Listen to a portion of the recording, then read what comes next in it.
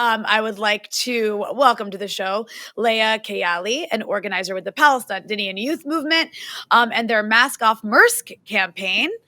Lea, welcome to the show. Hi, thanks for having me. Well, we're really excited to talk about this because this is actually like a bright light. So much doom and gloom, so much bad news all the time. And actually, your campaign has been having some successes. The Off Maersk campaign. Spain has actually agreed to block Maersk's ships going to Israel after the Palestinian Youth Movement exposed that they were violating Spain's arms embargo. So let's start with this. Can you tell us what is Maersk? It's such a weird name. I don't even know if I'm saying it right. I always say it wrong. What is Maersk? What is this campaign? Why should we care? You know, Rania, we used to joke like the first goal of the campaign is to figure out if it's Maersk, like how do we say it? Either way, they are a shipping and logistics giant that folks might not have heard of, but is actually one of the most profitable corporations on earth. Maersk is not only a shipping and logistics giant, but it's actually one of Israel's main partners in genocide. And that's why in the spring of this year, the Palestinian Youth Movement launched our campaign, Off Maersk, because we know that Maersk is one of the corporations most complicit in the slaughter of our people in Palestine and Gaza. We knew that Maersk was connected to the US Navy through their maritime securities program. We knew that Maersk was shipping 300 million plus amount of weapons to the likes of Raytheon, Lockheed Martin, Elbit Systems.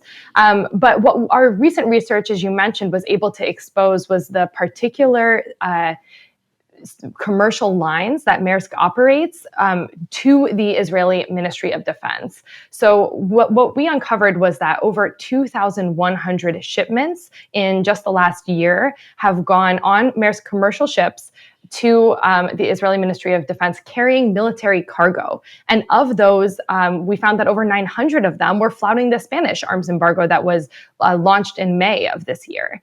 And so when we published that information, Spain had to, was sort of forced to respond, and progressive and left forces within Spain ensured that their government, didn't get away with flouting the arms embargo through Maersk. And so that sent this, multinational, tens of billions of dollar profit company scrambling through the Mediterranean, trying to figure out how to get this military cargo to Israel. And so when we talk about, launching a people's arms embargo, that's why we're targeting Maersk. This is a company that is a merchant of death, a supply line that connects all of the weapons manufacturers you've heard about to Israel to be able to enact the genocide on our people.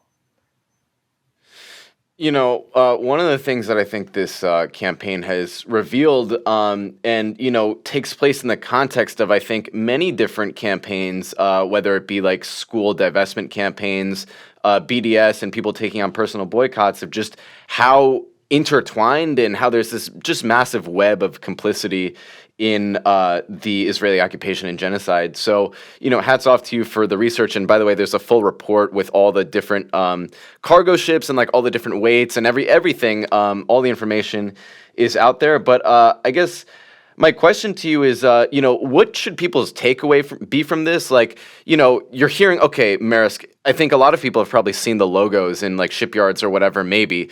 But like, what is the takeaway? Like, now that we know the world's biggest shipping giant is like complicit in genocide, what should people think about that?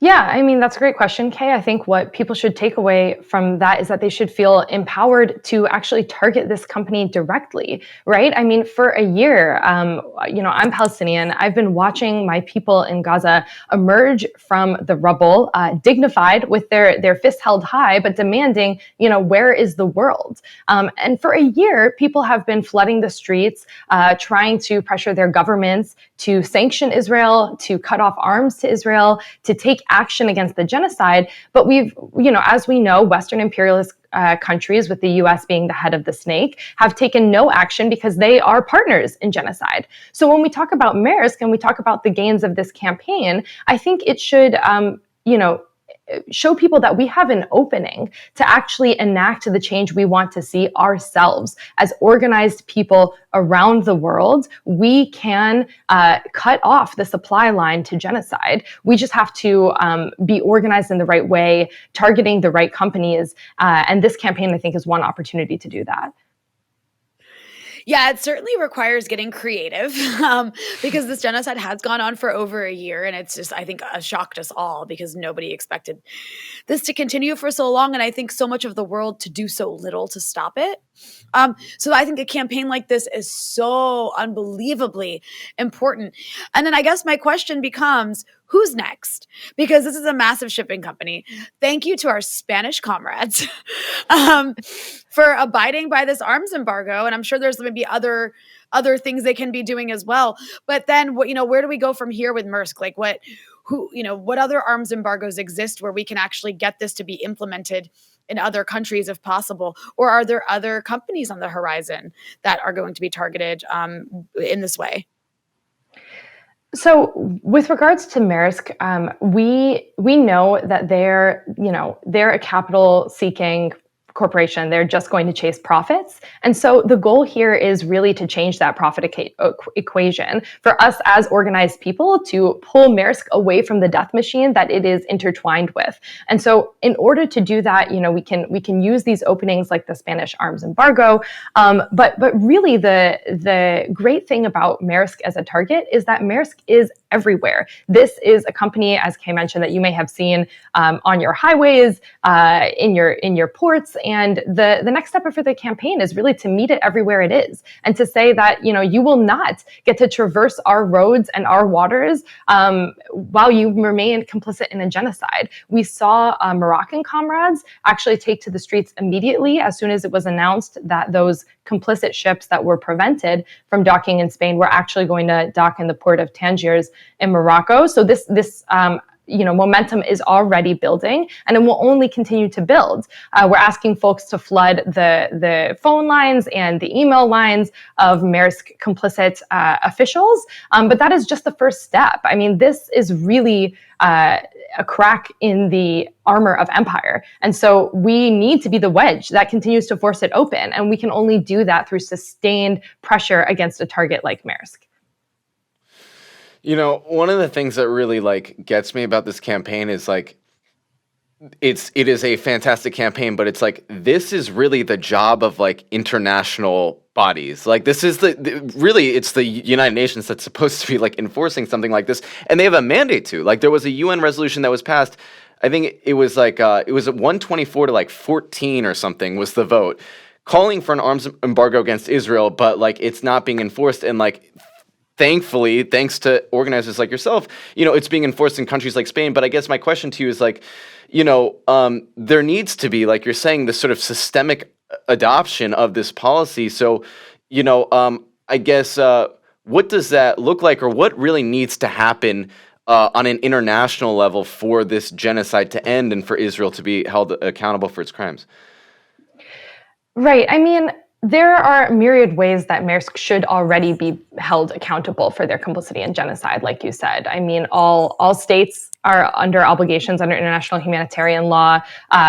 Corporate officers within those states should be held accountable through them. They can also be held accountable in the International Criminal Court. I mean, it's not just Netanyahu and Gallant that should be brought in, but it's all of these, officials in countries and companies that are making this genocide possible. But the sad reality is that is not going to happen until the tidal wave of people power forces it to happen. Because as of now, I think we have been beyond dismayed by not only, of course, the imperialist countries like the US, but also the international institutions that are supposed to stand up for the global South in moments like this. And the sad reality is that hasn't happened, and I don't think it will happen until the people force that question. And so ultimately the strategy here is to force continued confrontation with the fact that companies like Maersk are complicit in genocide. There is no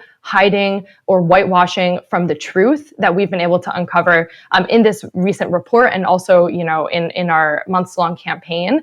And we will not let them hide from this so long as there are people that want to stand on the right side of history. And on that note, I want to ask you, because, people always say to me, oh my gosh, I just don't know what to do. Like, this genocide's so awful. I don't know what to do. And I always say, you got to get involved in organizations that are doing things collectively. So as somebody who is a part of an organization that is doing something collectively, how do you respond to that question of me as an individual, whether I'm on DC or LA or some middle part of the country, because apparently I only think DC and LA exist in America. I don't know why only those came to mind, but wherever somebody might be in this empire, what can they as individuals do to get involved in these sort of collective campaigns, whether it's Palestinian Youth Movement or others? I mean, look, I'm from the Midwest originally, and we've got organizers there too. But I think that's a great question, right? Like, what we've realized is that people, the masses of people around the world, have their hearts in the right place. They stand with the people of Palestine, and they know what's happening is wrong. And in fact, I think that's fundamentally the strength of our movement. Our masses of people and the bravery of our people in the movement are really the two things we have over our enemies. And so we can really only tap into the potential of the popularity of this struggle by getting organized. So, if you're someone out there who has felt left high and dry by the failed US electoral process, if you're someone who feels like you are asking the same questions as our family and friends in Gaza are when they say, where is the world? The answer is really we need to start looking beside ourselves and not up to the people in power, right? We have to start banding together and getting organized if we want to enact real material change to prevent this genocide from continuing any longer. And one way to do that is by joining an organization. Get involved with folks who are prioritizing movements and campaigns like this in your locale. I mean, as the Palestinian Youth Movement, we've got chapters around North America, Britain, and Italy. Check us out if you're in a city where we've got one. But there are people of conscience getting organized everywhere.